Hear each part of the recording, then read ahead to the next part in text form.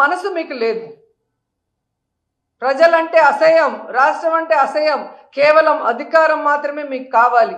దానికోసం ఎన్ని అబద్ధాలైనా చెప్తారు, ఎవరి కాళ్ళైనా పట్టుకుంటారు. అధికారంలోకి వచ్చాక ఏ విధంగా మాట్లాడతారనేది మరోసారి ప్రూవ్ చేశారు. అండ్ ఎన్నికల ముందు చాలా గొప్పగా చెప్పాడు, నేను అప్పులు చేయను, సంపద సృష్టిస్తాను అని చెప్పాడు. కానీ ఈరోజు మీరు చూస్తే దాదాపుగా ఒక్క సంవత్సరంలోనే, అధికారంకి వచ్చిన ఒక్క సంవత్సరంలోనే 1,52,000 కోట్ల రూపాయలు అప్పు చేశారు. అంటే ఇదేనా మీ విజనరీ? ఇదేనా మీ సమర్థత? ఈ రాష్ట్రాన్ని 17 మంది సీఎంలు పరిపాలించారు. కానీ ఎవ్వరూ కూడా ఈ విధంగా ఫస్ట్ ఇయర్లోనే ఇన్ని వేల కోట్ల రూపాయలు అప్పులు చేసి ఇంత చెత్త రికార్డు, ఇంత వరస్ట్ రికార్డు మీరు తప్ప ఎవరు తీసుకురాలేదు. పోనీ తీసుకొచ్చిన వాళ్ళు ప్రజలకు ఏమైనా చేశారా అంటే ఏమీ చేయలేదు. ఒక పెన్షన్ తప్ప ఈరోజు ఇచ్చిన ఏ వాగ్దానాన్ని కూడా నెరవేర్చలేదు. కానీ జగన్మోహన్ రెడ్డి గారి మీద నిందలు వేయటానికి 14 లక్షల కోట్లు అప్పులు చేశారని ఒకరు, 15 లక్షల కోట్ల అప్పులు చేశారని ఒకరు, 16 లక్షల కోట్లు చేశారు, 15 లక్షల కోట్లు చేశారని అబద్ధాలు చెప్పిన మీరు మొన్న అసెంబ్లీలో పయ్యావుల కేశవ్ గారు క్లియర్ కట్గా ఇవ్వటం జరిగింది. 5 లక్షల చేంజ్ మాత్రమే మొన్నటి వరకు అప్పులు ఉన్నాయి జగన్మోహన్ రెడ్డి గారు దిగిపోయే నాటికి. అంటే 14 నుంచి 19 వరకు చంద్రబాబు నాయుడు చేసిన అప్పులు తీసేస్తే జగన్మోహన్ రెడ్డి గారు చేసిన అప్పులు ఓన్లీ 3,39,000 కోట్లు మాత్రమే. ఈ 3,39,000 కోట్ల రూపాయల్లో దాదాపుగా 2,72,000 కోట్ల రూపాయలు సంక్షేమానికే డీబీటీ, నాన్ డీబీటీ ద్వారా ఇవ్వటం జరిగింది. అంతేకాకుండా స్కూల్స్ కానీ హాస్పిటల్స్ని రెనోవేట్ చేయటం, మెడికల్ కాలేజీలు కట్టించడం, అలాగే హార్బర్లు, పోర్ట్లు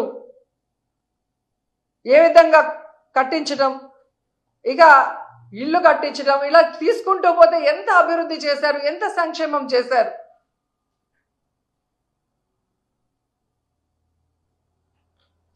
ఎంత బాధాకరం అంటే తమకి ఛానళ్ళు, పచ్చ ఛానళ్ళు ఉన్నాయి కదా అని అబద్ధాలని ఏ విధంగా అందంగా నూరి ప్రజల మీద పోశారు. అవి నమ్మిన ప్రజలు ఈరోజు నట్టేట మునిగిపోయి ఏ విధంగా ఏడుస్తున్నారో రాష్ట్రంలో ఎక్కడికి పోయినా స్పష్టంగా కనిపిస్తుంది. ఏ రోజైతే చంద్రబాబు నాయుడు ముఖ్యమంత్రి అయ్యాడో ఆ రోజు నుంచి ఈ రాష్ట్ర ప్రజలకి కష్టాలు, కన్నీళ్లు తప్ప మరొకటి లేదు అనేది స్పష్టంగా అర్థమవుతుంది. ఎందుకంటే ముఖ్యంగా రైతులు ఖరీఫ్లో కరువు, ఇప్పుడు రబీలో కరువు. ఈవీఎంలన్నీ మేనేజ్ చేయగలడు కానీ చంద్రబాబు నాయుడు కరువుని మేనేజ్ చేయలేకపోతున్నాడు. ఆయన ఎప్పుడు వచ్చినా ఏ విధంగా కరువుతో జిల్లాలు రైతులు ఎలా అల్లల్లాడిపోతున్నారో మనం కళ్ళారా చూస్తున్నాం. ఈరోజు రైతులకి రైతు భరోసా లేదు, గిట్టుబాటు ధర లేదు, కరువు వస్తే దానికి కాంపెన్సేషన్ లేదు. ఈ విధంగా రైతుల్ని మోసం చేస్తూ ముందుకు వెళ్తున్నారు. అండ్ సిగ్గు లేకుండా ఎన్నికల ముందు లోకేష్ గారు చేసిన కామెడీ పాదయాత్ర 2 రోజులు చేస్తే 2 రోజులు రెస్ట్. ఆ పాదయాత్రలో పెట్రోల్ బంకుల దగ్గర సెల్ఫీలు తీసుకోవటం, సూపర్ మార్కెట్ల దగ్గర సెల్ఫీలు తీసుకోవటం, సబ్ స్టేషన్ల దగ్గర సెల్ఫీలు తీసుకోవటం, మేము కరెంటు పెంచము, మేము పెట్రోల్ డీజిల్ పెంచము, నిత్యావసర వస్తువుల ధరలు పెంచము అని చెప్పి గొప్పగా చెప్పుకున్నారు.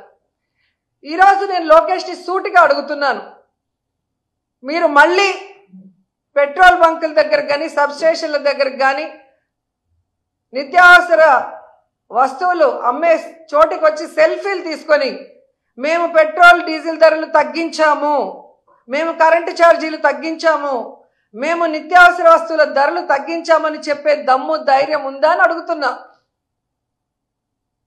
ఈరోజు పాల నుంచి పవర్ ఛార్జెస్ వరకు అన్నీ పెంచేసి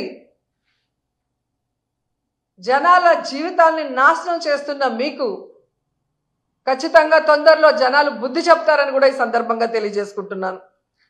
ఎందుకంటే వీళ్ళు వచ్చిన తర్వాత ఒక పక్క సంక్షేమం లేదు, ఒక పక్క అభివృద్ధి లేదు, అండ్ చాలా ముఖ్యమైనది మహిళలకి సంక్షేమం లేకపోయినా పర్లేదు కానీ భద్రత లేకుండా పోయింది. వాళ్ళు అసెంబ్లీలో అడిగిన క్వశ్చన్కి ఇచ్చిన ఆన్సర్లోనే మీకు తెలుస్తుంది.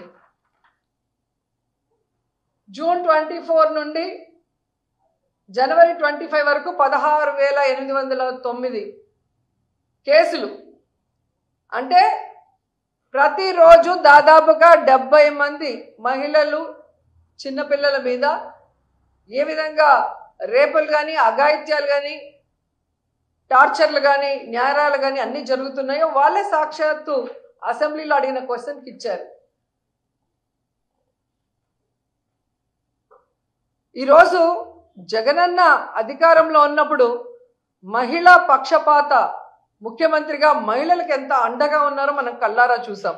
కానీ ఈరోజు చంద్రబాబు నాయుడు ముఖ్యమంత్రి అయ్యాక మహిళల కక్ష సాధించే విధంగా ఈరోజు కార్యక్రమాలు చేపడుతున్నారు.